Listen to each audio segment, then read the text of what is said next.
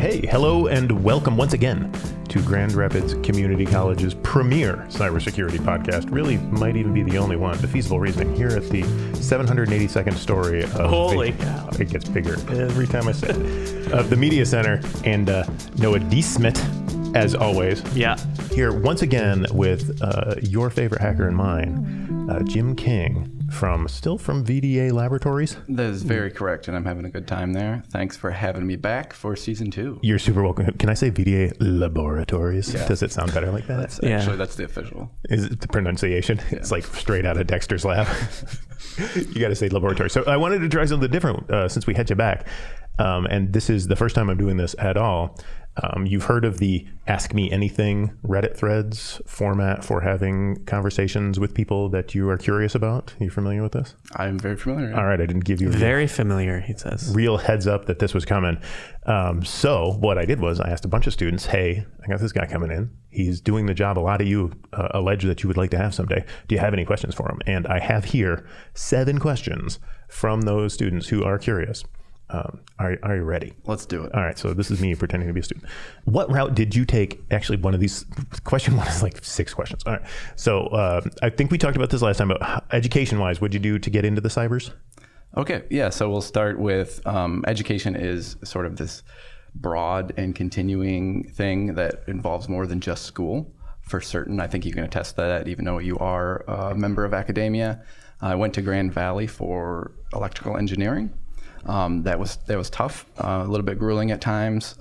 Stupid physics. Yeah, it was a good time. But so I went there, got a degree, and then I actually came over here and met Professor Rozema at the community college when I realized that hacking and this whole information security thing, the cybers, was for me. Mm-hmm. And then certifications were also a big part of that, as well as conferences, local chapter meetings, really any way that I could meet people and talk to people that knew more than I did, I was all about it. Gotcha. So you mentioned degrees and certifications. Did you get degrees and certifications at the same time, or was there some certs you waited for until after college?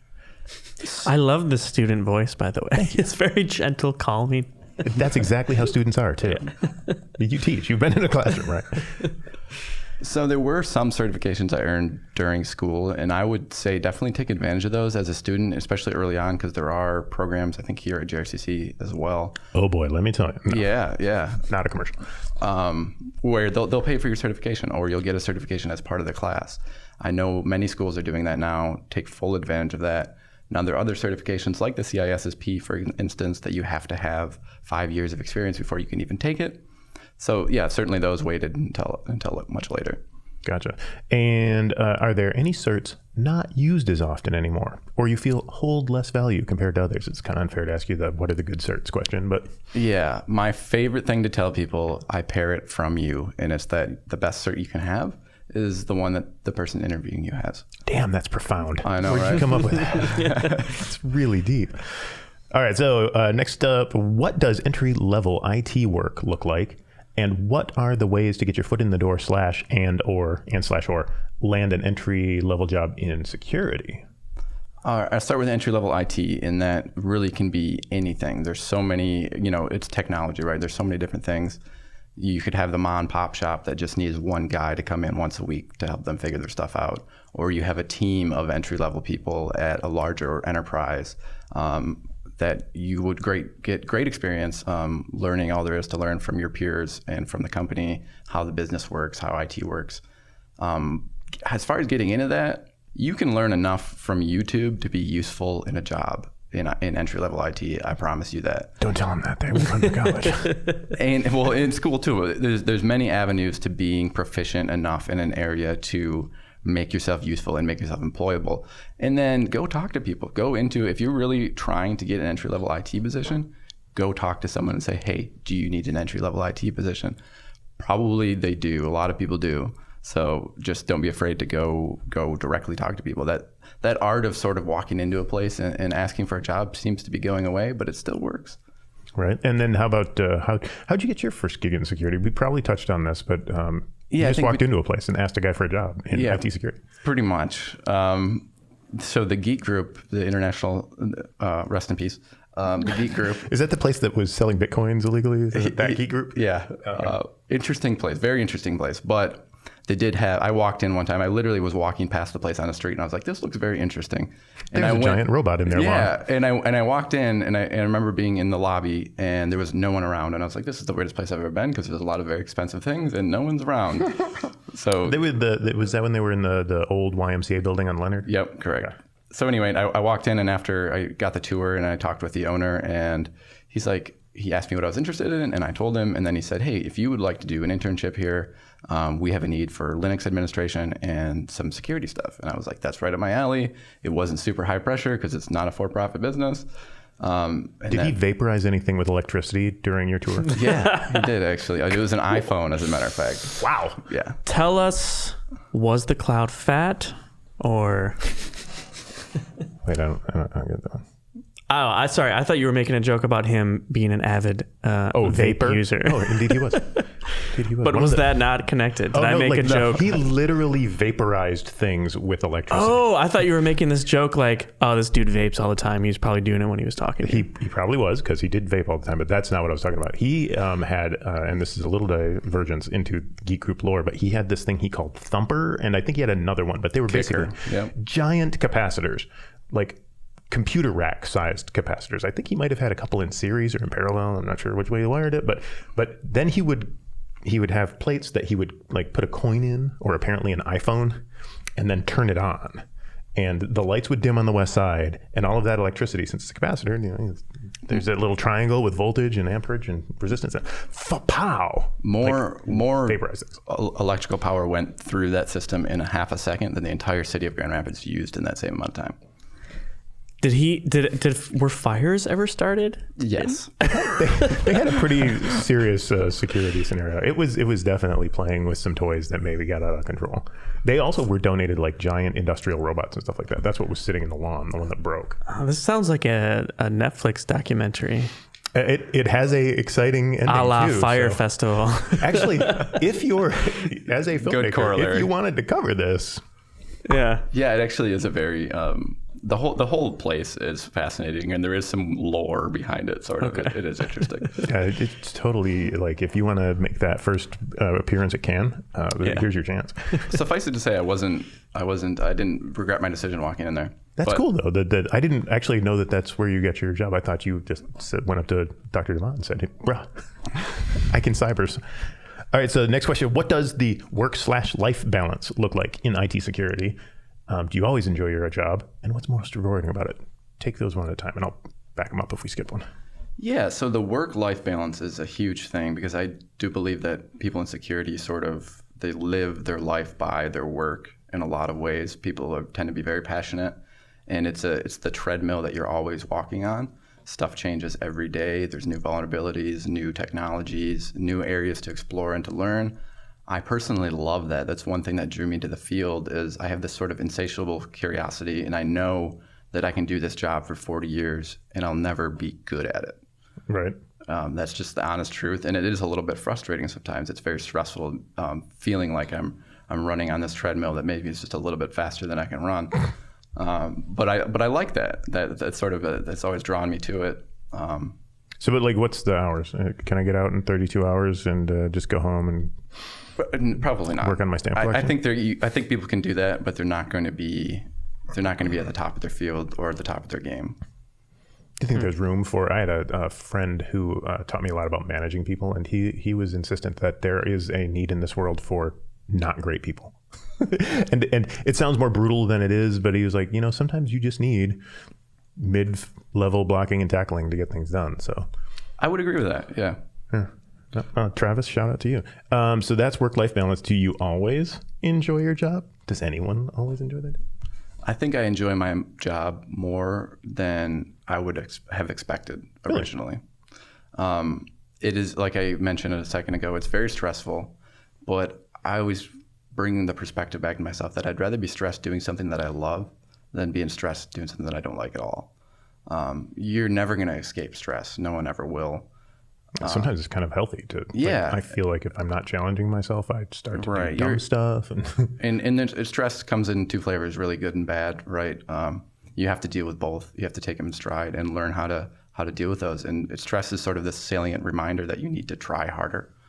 Are there elements of this work that you think keep you from, that aren't fundamental to the work, but that you have to do and can keep you from enjoying your job? That certainly happens with me as a video producer, audio engineer. When I have to do some of the more tedious work, like editing this piece of garbage back into shape. Exactly.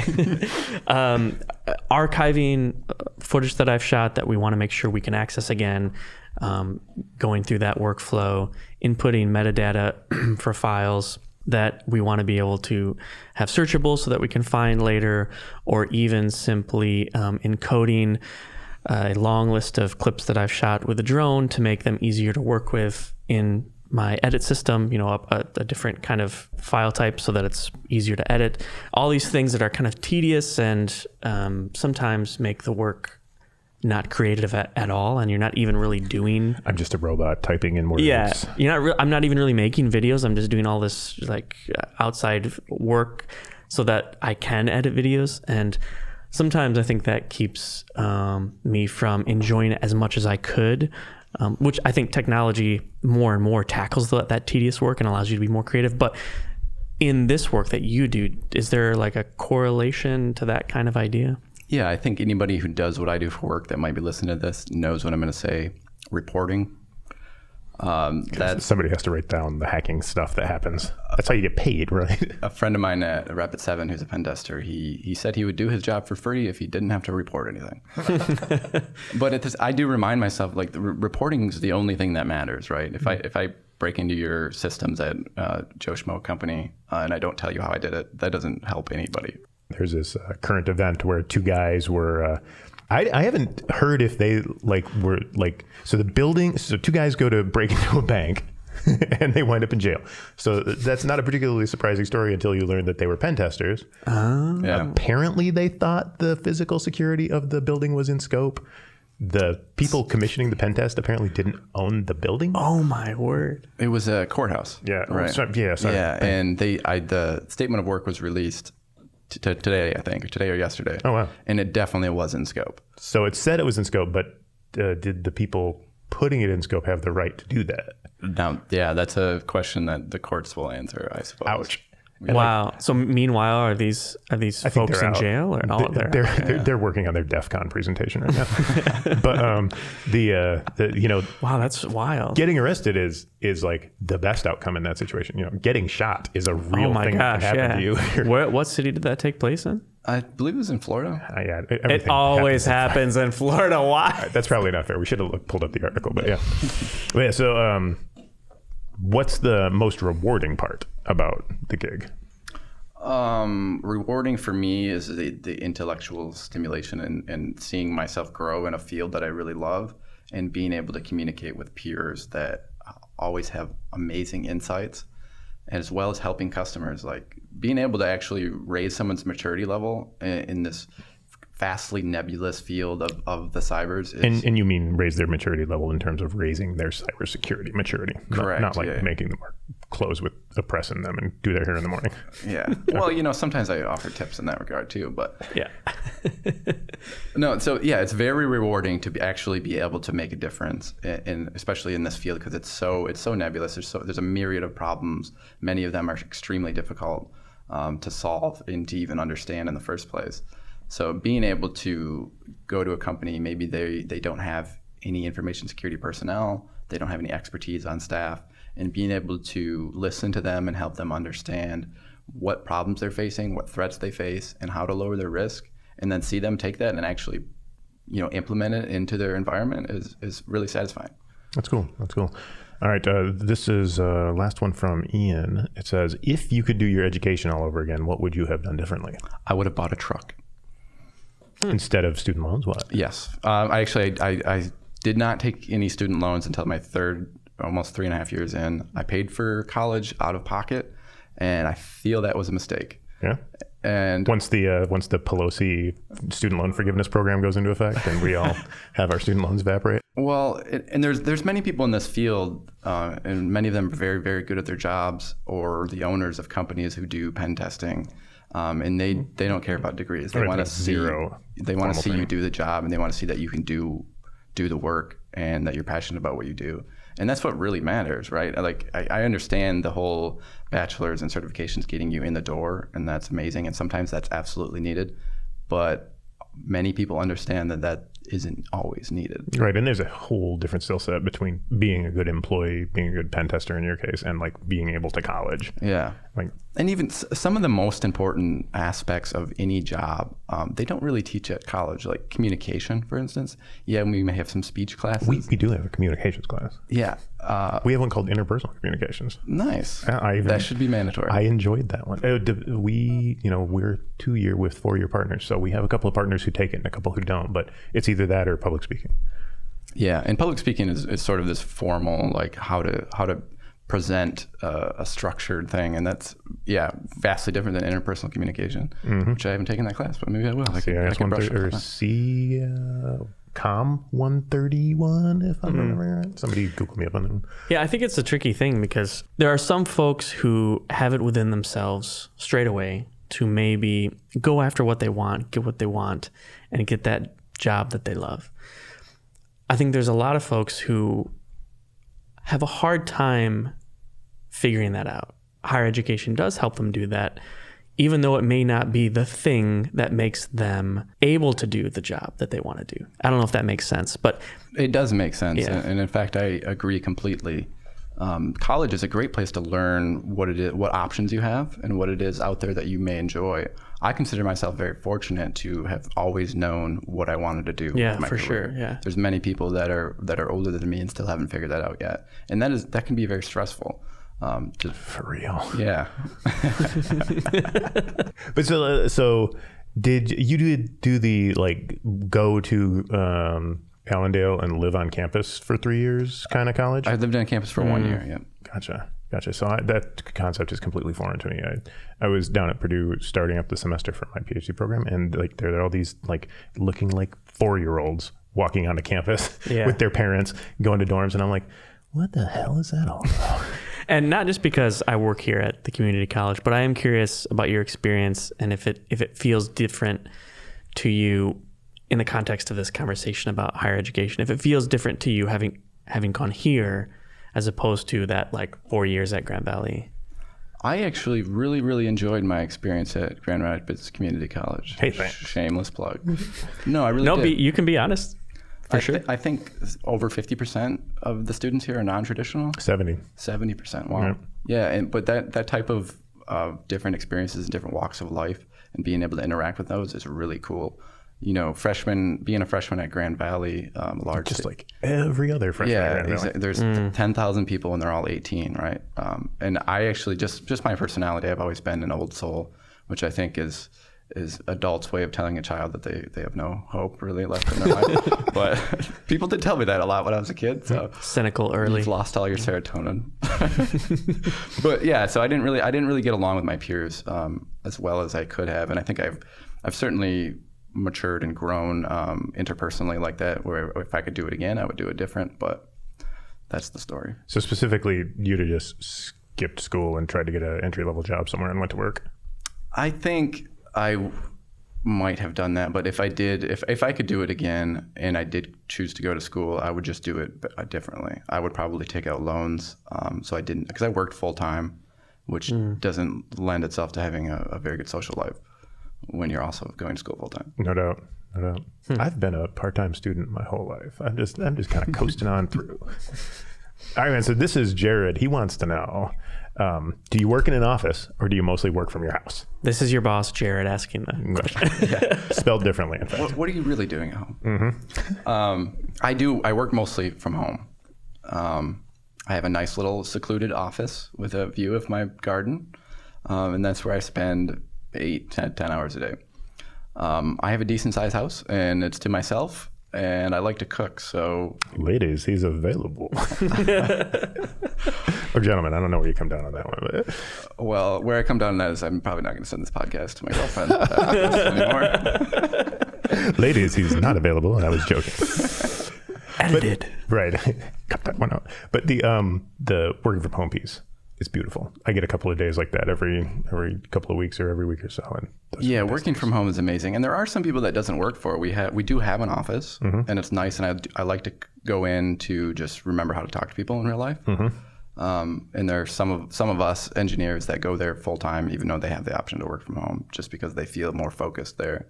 I personally do not, because if there's 10 people in a room. I feel an urge to interact as well. Yes, yeah.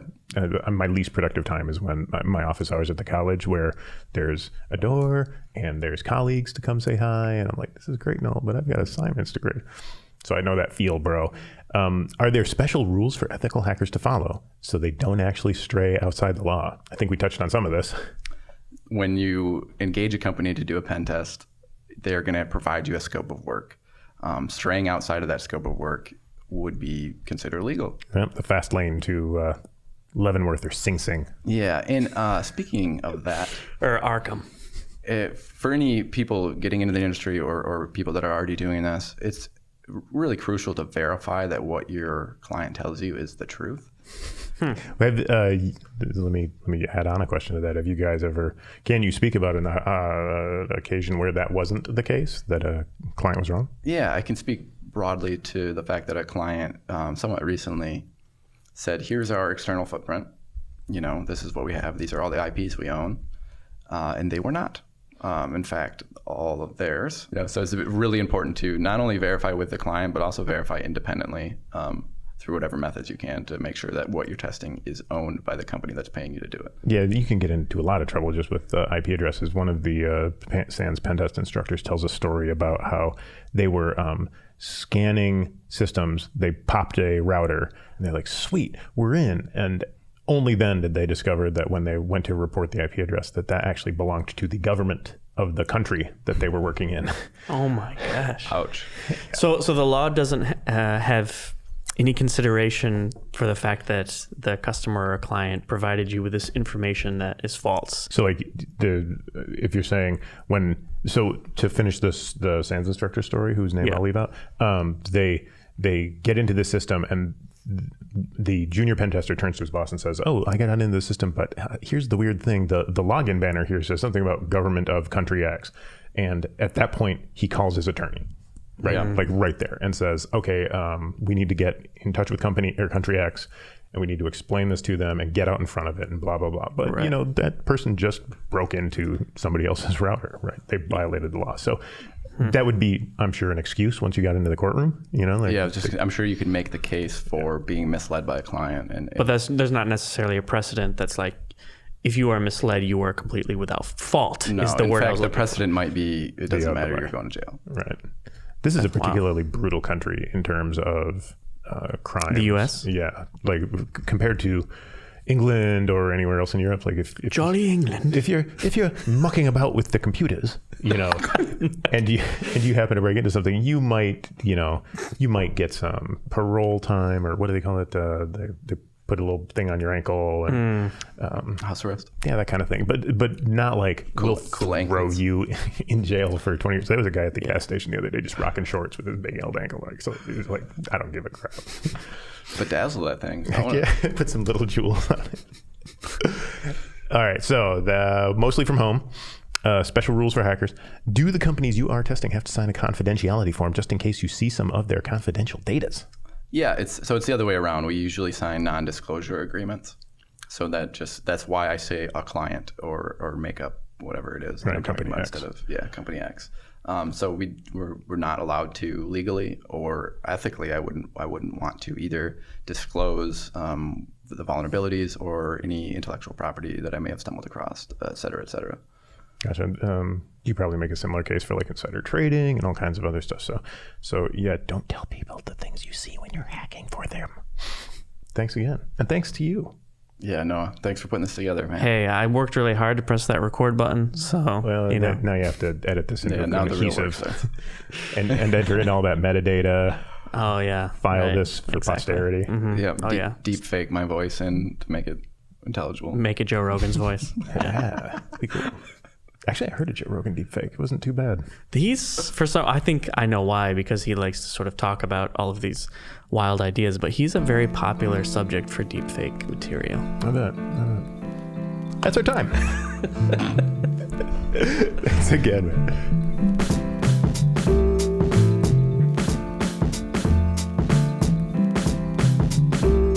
Defeasible Reasoning is produced at the Epic Studios of Grand Rapids Community College, Media Technologies Department. Epically executive produced by Noah D. Smith and hosted by me, Drew Roseman.